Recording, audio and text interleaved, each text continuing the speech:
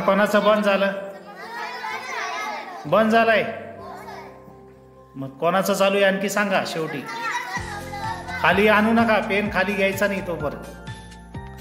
कोणीच पेन खाली घ्यायचा नाही. खराब पानावरच लिहायचं. का बंद झालाय? मग थांबा. मग कुठे गेली शाई? मग का झालं असं?